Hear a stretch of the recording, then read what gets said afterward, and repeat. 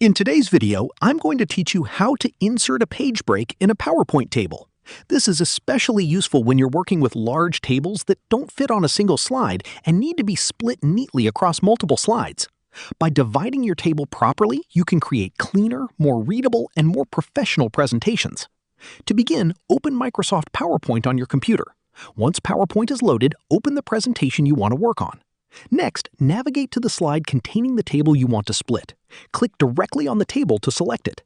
Since Microsoft PowerPoint does not include an automatic page break feature for tables, the process must be done manually. First, copy the entire table by pressing Ctrl+C on Windows or Command+C on Mac. Be sure the complete table is selected before copying.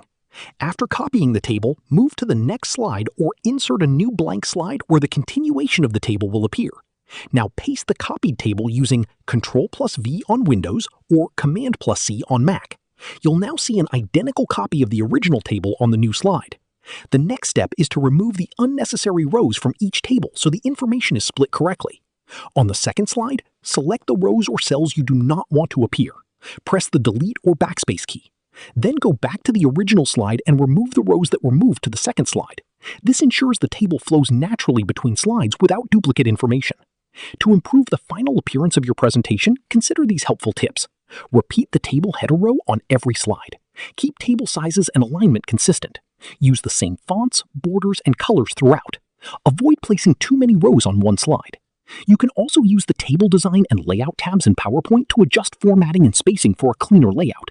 Splitting large tables across multiple slides makes your presentation easier to understand and helps your audience stay focused without overwhelming them with too much information at once. Finally, don't forget to save your presentation after making your changes. For additional tutorials and official support, visit Microsoft PowerPoint Support and Microsoft PowerPoint Training.